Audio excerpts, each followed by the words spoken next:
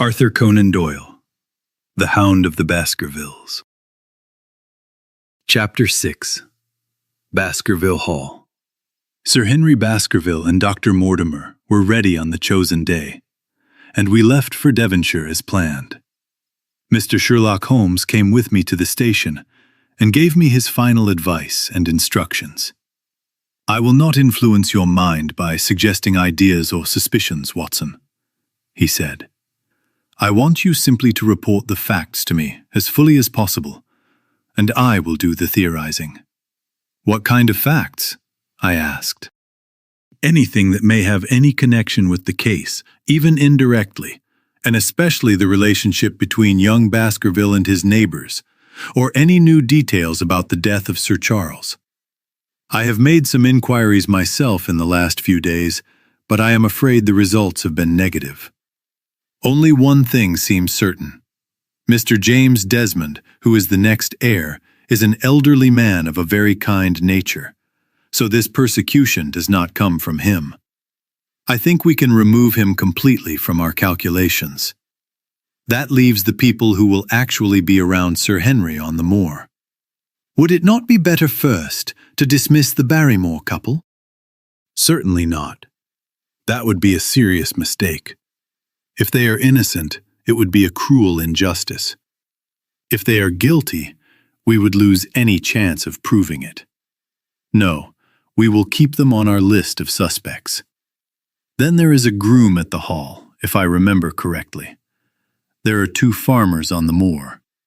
There is our friend Dr. Mortimer, whom I believe to be completely honest, and there is his wife, about whom we know nothing. There is this naturalist, Stapleton, and his sister, who is said to be an attractive young lady. There is Mr. Frankland of Laughter Hall, who is also an unknown factor, and 1 or 2 other neighbors. These are the people you must study very carefully." "I will do my best." "You have your weapons, I hope?" "Yes, I thought it wise to bring them." "Very good. Keep your revolver close to you day and night, and never stop being careful." Our friends had already taken a first-class compartment and were waiting for us on the platform. "No, we have no news," said Dr. Mortimer in answer to Holmes's questions. "I can be certain of one thing. We have not been followed during the last 2 days. We have never gone out without watching carefully, and no one could have followed us without us noticing. You have always stayed together, I suppose?" "Except yesterday afternoon. I usually spend one day enjoying myself when I come to London, so I visited the Museum of the College of Surgeons." "And I went to look at the people in the park," said Baskerville. "But we had no trouble at all." "It was still unwise," said Holmes, shaking his head and looking serious. "Sir Henry, I ask you not to go out alone. If you do, something serious may happen to you. Did you recover your other boot?" "No, sir. It is gone forever." "Indeed. That is very interesting. Well, goodbye," he added as the train began to move along the platform. "Remember, Sir Henry, one of the lines from that strange old legend which Dr. Mortimer read to us, and avoid the moor during the dark hours, when evil powers are strongest." I looked back at the platform as we moved away, and saw the tall, serious figure of Holmes standing still and watching us. The journey was fast and pleasant. I used the time to get to know my 2 companions better, and to play with Dr. Mortimer's dog. Within a few hours, the brown earth became red, brick buildings were replaced by granite, and red cows grazed in well-fenced fields. The thick grass and rich plants showed that the climate was wetter but fertile. Young Baskerville looked eagerly out of the window and shouted with joy when he recognized the familiar landscape of Devon. "I have traveled through much of the world since I left it, Dr. Watson," he said, "but I have never seen any place equal to this." "I have never met a man from Devonshire who did not love his county," I said. "It depends as much on the type of man as on the county," said Dr. Mortimer. One look at our friend here shows the round head of the Celt, which holds Celtic enthusiasm and deep loyalty. Poor Sir Charles had a very rare type of head, partly Gaelic and partly Ivernian. But you were very young when you last saw Baskerville Hall, were you not? I was a boy in my early teens when my father died, and I had never seen the hall because he lived in a small cottage on the south coast. From there I went directly to a friend in America. I tell you, everything is as new to me as it is to Dr. Watson, and I am very eager to see the moor. Are you? Then your wish is easily granted, because there is your first view of the moor, said Dr. Mortimer, pointing out of the train window. Beyond the green fields and the gentle curve of a small wood, there rose in the distance a gray, sad hill with a strange, uneven top. It looked faint and unclear, like a dream landscape. Baskerville sat for a long time with his eyes fixed on it.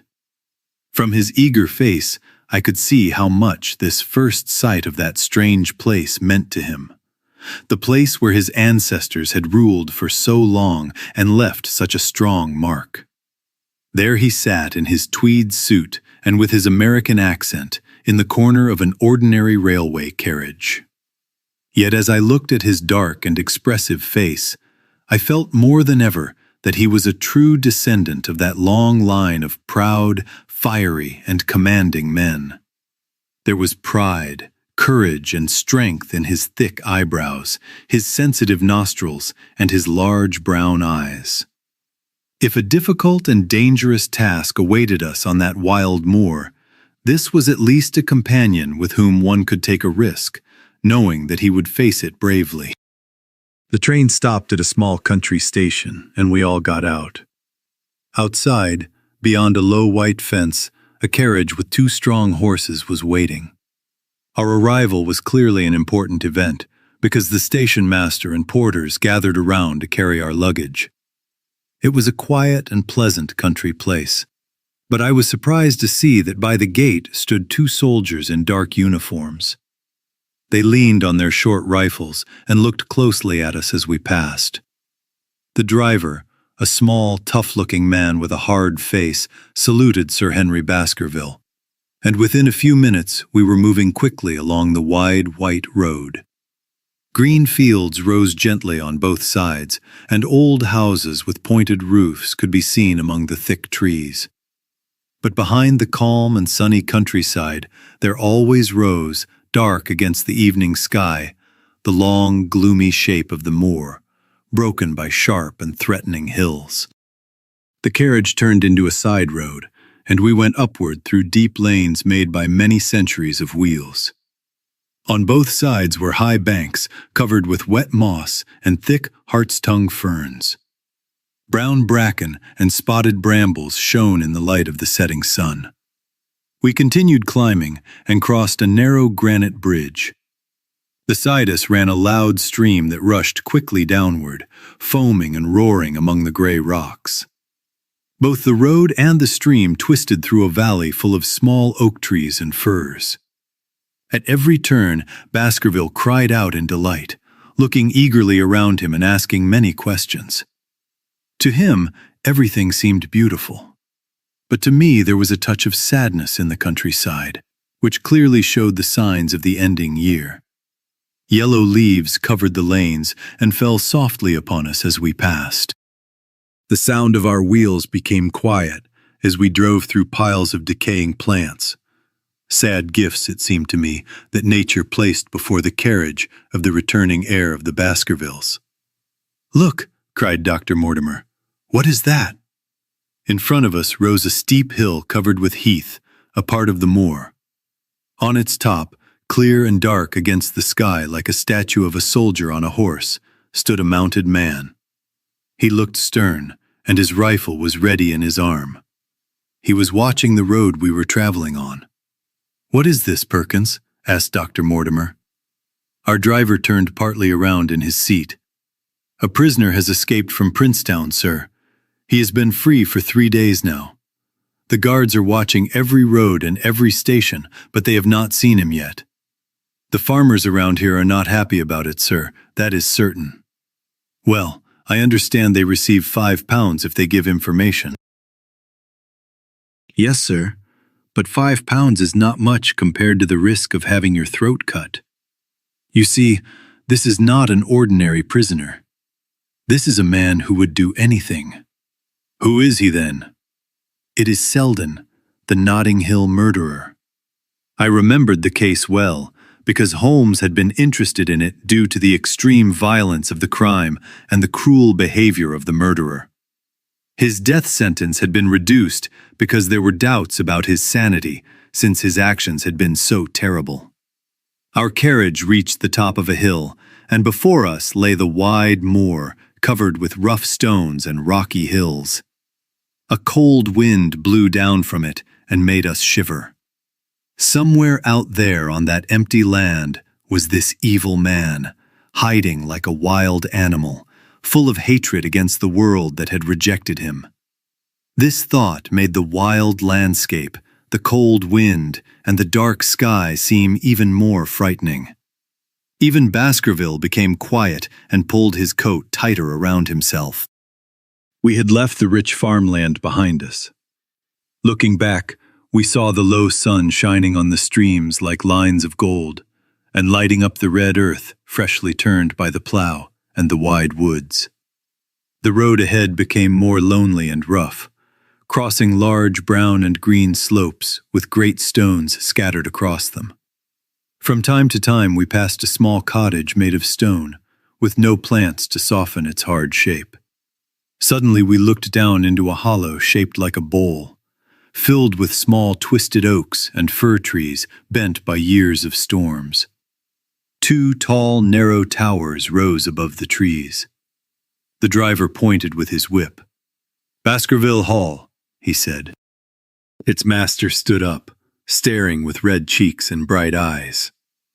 A few minutes later, we reached the lodge gates, made of iron in beautiful patterns, with old stone pillars on each side, covered with lichens, and topped with the heads of wild boars, the symbol of the Baskervilles. The lodge itself was a ruin of black granite with broken beams, but opposite it stood a new building, partly finished, the first result of Sir Charles's gold from South Africa. We passed through the gate into the avenue, where the sound of the wheels became quiet again among the leaves. Old trees formed a dark tunnel above our heads. Baskerville trembled slightly as he looked up the long, dark drive toward the house, which appeared faintly at the far end like a ghost. "Was it here?" he asked softly. "No, the yew alley is on the other side." The young heir looked around with a serious expression. "It is no wonder my uncle felt that trouble was coming in a place like this," he said. "It is enough to frighten any man. Within 6 months, I will have a row of electric lamps here, and you will not recognize it, with strong Swan and Edison lights shining in front of the hall door." The avenue opened onto a wide lawn, and the house stood before us. In the fading light, I saw that the center was a large, heavy building with a porch in front. The whole front was covered in ivy, except where windows and a coat of arms showed through the dark leaves. From the central part rose 2 ancient towers with battlements and many narrow openings. On each side were newer wings made of black granite. A dull light shone through the thick windows divided by stone frames, and from the tall chimneys on the steep roof rose a single dark column of smoke. "Welcome, Sir Henry. Welcome to Baskerville Hall." A tall man stepped out of the shadow of the porch to open the carriage door. Behind him, in the yellow light from the hall, I saw the shape of a woman. She came forward and helped him take down our luggage. "You do not mind if I drive straight home, Sir Henry," said Dr. Mortimer. "My wife is expecting me." "Will you not stay for dinner?" "No, I must go. I will probably find work waiting for me. I would stay to show you around the house, but Barrymore will guide you better than I can. Goodbye, and do not hesitate to send for me at any time if I can help." The sound of the wheels faded away down the drive as Sir Henry and I entered the hall, and the heavy door closed loudly behind us. It was a fine room, large, high, and supported by great dark oak beams blackened with age. In the big old fireplace, behind iron supports, a log fire burned brightly. Sir Henry and I held our hands out to the warmth because we were cold from the long drive. Then we looked around at the tall, narrow, stained glass window, the oak panels, the heads of deer, and the coats of arms on the walls, all dim and serious in the soft light of the central lamp. "It is exactly as I imagined," said Sir Henry. "Is it not the perfect picture of an old family home? To think that my ancestors have lived in this same hall for 500 years. It makes me feel very serious to think of it." I saw his dark face shining with boyish excitement as he looked around him. The light fell on him where he stood, but long shadows stretched along the walls and hung above him like a black curtain. Barrymore returned after taking our luggage to our rooms. He now stood before us with the quiet manner of a well-trained servant. He was a striking man, tall and handsome, with a square black beard and pale, refined features. "Would you like dinner to be served at once, sir?" "Is it ready?" "In just a few minutes, sir. You will find hot water in your rooms. My wife and I would be happy, Sir Henry, to remain with you until you make new arrangements. But you will understand that under the new conditions, this house will need a larger staff." "What new conditions?" "I only mean, sir, that Sir Charles lived a very quiet life, and we were able to meet all his needs. You will naturally wish to have more visitors, and so changes in the household will be necessary." "Do you mean that you and your wife wish to leave?" "Only when it is convenient for you, sir." "But your family has served us for several generations, has it not? I would be sorry to begin my life here by ending an old family connection." I thought I saw emotion on the butler's pale face. "We feel the same way, sir, my wife and I. But to be honest, sir, we were both very attached to Sir Charles, and his death was a great shock to us, and has made these surroundings painful. I fear we may never feel comfortable again at Baskerville Hall." "But what do you plan to do?" "I believe, sir, that we will be able to start some business. Sir Charles's generosity has given us the means to do so. And now, sir, perhaps I should show you to your rooms." A square gallery with a railing ran around the top of the old hall, reached by a double staircase. From this central point, 2 long corridors stretched along the entire building, with all the bedrooms opening from them. My room was in the same wing as Baskerville's, almost next to it.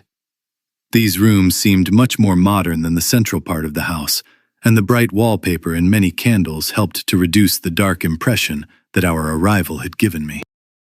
But the dining room, which opened from the hall, was dark and gloomy.